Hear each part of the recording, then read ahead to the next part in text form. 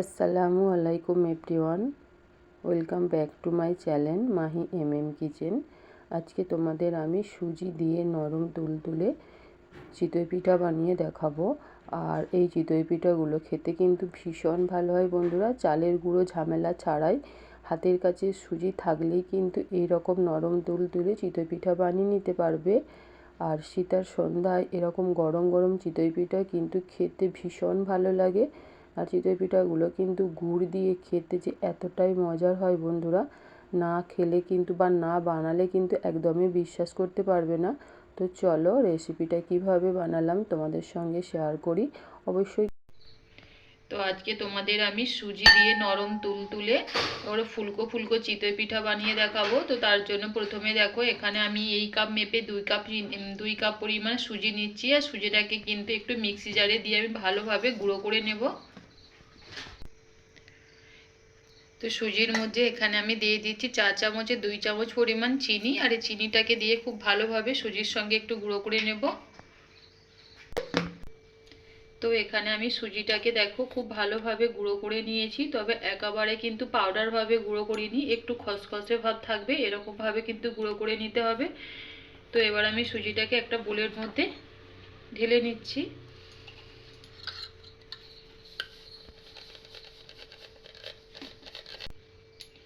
তো এবারে আমি সুজির মধ্যে স্বাদ মতো এখানে একটু নুন অ্যাড করে দিচ্ছি, দিয়ে ভালোভাবে মিক্স করে নিচ্ছি। আর এবার আমি কিন্তু অল্প অল্প করে এখানে উষ্ণ গরম পানি দিয়ে একটা ব্যাটার তৈরি করে নেব।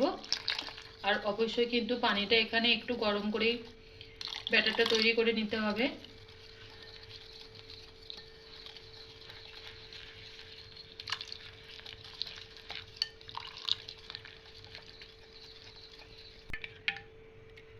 তো এখানে কিন্তু আমি হালকা গরম পানি দিয়ে আর ব্যাটারটা খুব সুন্দরভাবে রেডি করে নিয়েছি।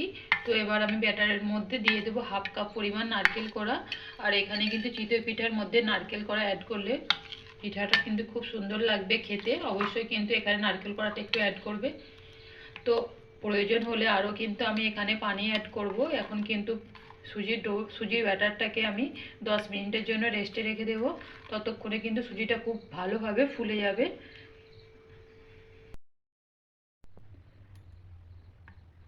তো 5 মিনিট বা 10 মিনিট রেস্টে রাখার পর কিন্তু এখানে আমার সুজির ব্যাটারটা দেখো অনেকটাই ফুলে গিয়েছে। আর সুজির ব্যাটারটা কিন্তু অনেকটাই গাঢ় হয়ে গেছে। তো এই পর্যায়ে অল্প একটু আমি পানি অ্যাড করছি। তো এই সময় কিন্তু পানিটা হালকা গরম পানি অ্যাড করতে হবে।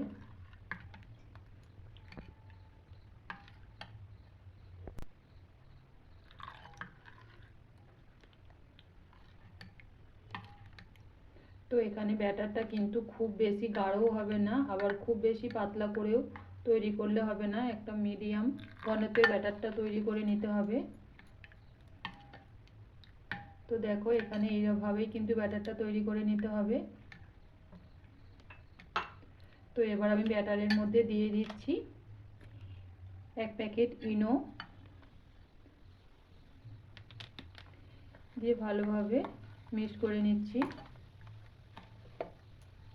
ইনোর পরিবর্তে কিন্তু তোমরা এখানে বেকিং পাউডারটাও ব্যবহার করতে পারো, তবে ইনো ব্যবহার করলে কিন্তু পিঠাগুলো অনেক বেশি ফুলকো ফুলকো হবে আর অনেক বেশি সফট হবে।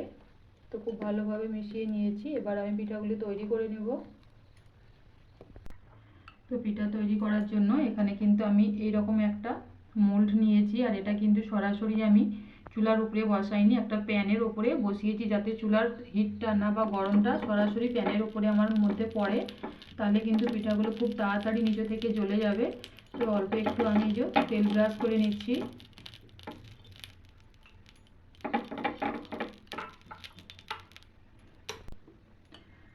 তো এবার আমি 1 হাতা করে ব্যাটার দিয়ে দিচ্ছি।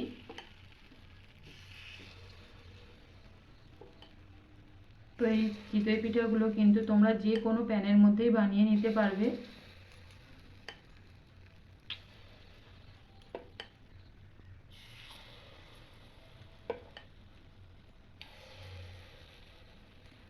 দিয়ে তো আমি প্যানটাকে ঢাকা দিয়ে 3 থেকে 4 মিনিটের জন্য পিঠাগুলো একটু হতে দেব।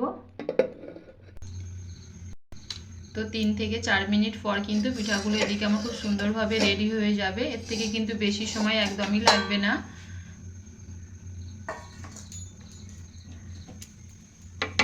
তো পিঠাগুলোকে এবার আমি খুবই সাবধানের মধ্যে একটু এরকমভাবে ছুরি দিয়ে কিন্তু চারধারে একটু ঠেলা লাগলে কিন্তু পিঠাগুলো খুব সুন্দরভাবে উঠে যাবে। আর দেখো এখানে কত সুন্দরভাবে আমার পিঠাগুলো তৈরি হয়েছে। তো এইভাবেই সমস্ত পিঠাগুলো আমি খুবই সাবধানের মধ্য দিয়ে তুলে নিচ্ছি।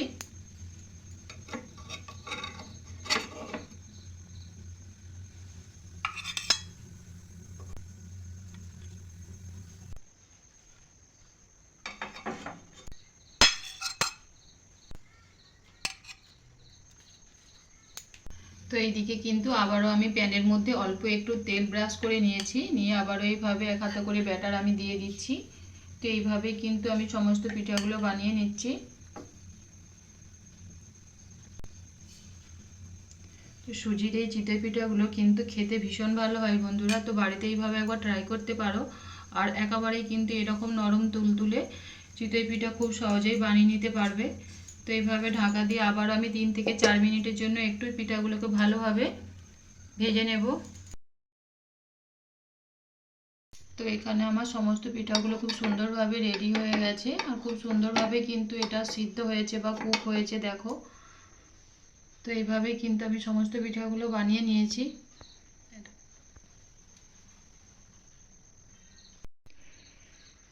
তো এখানে একটু ব্যাটারের মধ্যে আমি অল্প একটু গুঁড়ো অ্যাড করছি।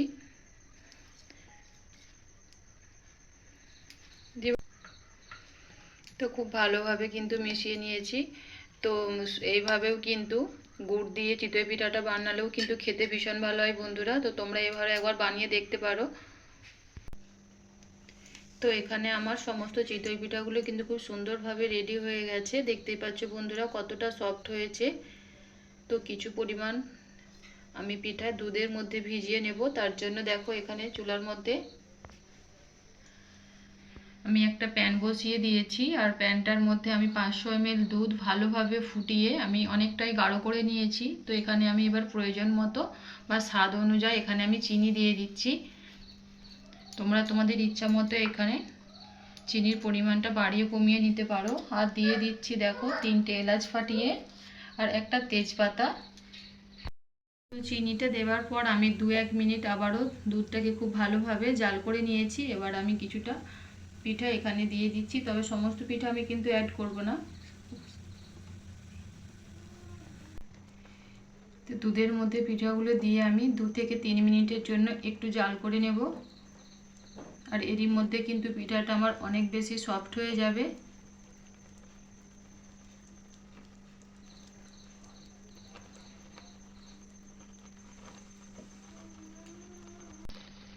তো 2-3 মিনিট জাল করে নেবার পর আমি কিন্তু এবার চুলোর ফ্লেমটা বন্ধ করে দিয়ে পিঠাগুলোকে দুধের মধ্যে ভিজিয়ে রাখবো 2 থেকে 3 ঘন্টার জন্য।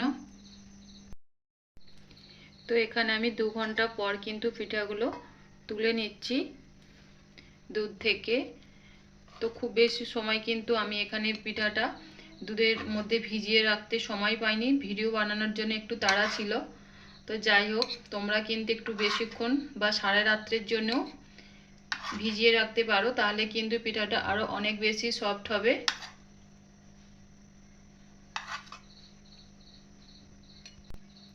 উপর থেকে কিছুটা মালাই দিয়ে দিচ্ছি।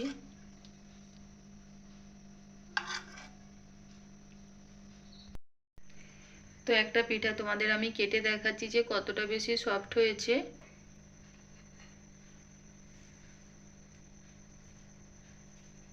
দেখো বন্ধুরা পিঠাটা কিন্তু অনেক বেশি সফট। তো পিঠাটা যদি আরো বেশিক্ষণ সময় একটু দুধের মধ্যে ভিজিয়ে রাখো, আরো বেশিক্ষণ যদি দুধের মধ্যে ভিজিয়ে রাখো তাহলে কিন্তু পিঠাটা আরো অনেক বেশি সফট হবে, একদম নরম তুলতুলে হবে। তো যারা এইভাবে চিতই পিঠা বানাতে পারো না তারা কিন্তু এই রেসিপি ফলো করে একবার চিতই পিঠা বানিয়ে দেখতে পারো বন্ধুরা, একদমই সহজভাবে বানিয়ে দেখিয়েছি। আশা করছি তোমাদের আজকের রেসিপি ভালো লাগবে। তো আর একটা এই যে এখানে শুকনো পিঠা তোমাদের আমি ভেঙে দেখাচ্ছি বা ছিঁড়ে দেখাচ্ছি, দেখো ভেতরে কতটা জালি জালি হয়েছে, একেবারে সফট। তো আজকের আমার চিতই পিঠার রেসিপি তোমাদের কেমন লাগলো অবশ্যই কিন্তু লাইক, কমেন্ট এবং বেশি বেশি করে শেয়ার করবে। আর চ্যানেলটা সাবস্ক্রাইব করে আমার পাশে থাকো অনুরোধ রইল। আবারও দেখা হবে নতুন কোনো রেসিপিতে। আজ তাহলে এই পর্যন্তই, আল্লাহ হাফেজ।